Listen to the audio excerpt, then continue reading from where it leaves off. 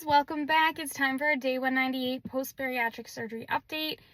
I do not have a weight update for you guys, but we are going to talk about some of the weird things that I've had people either say or I've heard of people saying to other bariatric patients that I just wanted to share with you guys. And so the first one was like asking essentially like, you're not going to just gain all your weight back, right? And this one can be off-putting because like with any diet, anybody can gain all their weight back.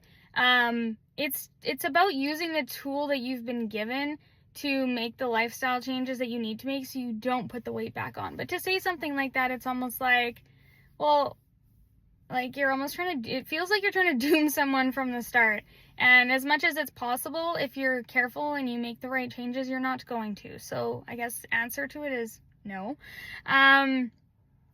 And people say things like you don't even look like yourself anymore, and it's like I don't know if it's supposed to be a compliment, but it doesn't really feel like a compliment. Like I know my face looks different when I'm not as chubby, and it's weird because day to day my face seems to change. Like sometimes I feel like I have more chubby cheeks and more of a chin than other days, and it's like I don't get why because my weight's not fluctuating that much day to day, but I just notice it sometimes, and other times I feel like I can see my cheekbones. So I don't know, that's weird, but I definitely don't feel like I look extremely different. So to hear that was kind of like, okay.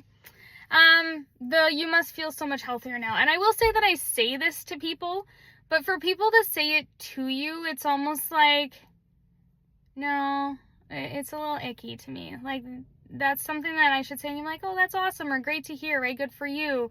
Not so much them saying it to you though. I don't know. Maybe that one's just a me thing, but there's a lot of people who are overweight and still healthy, by the way. It can go either way. You can be like ideal weight or underweight and unhealthy and vice versa. So that's one thing that bugs me about that.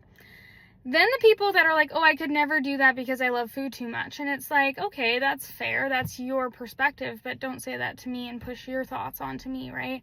I've had people say that with that, and then things around like the journey itself and the alcohol where I can't drink for a year. I'm like, I could never do that because I couldn't give up alcohol. Well, it's not like it's forever, right? So just little things like that, guys. What did you say?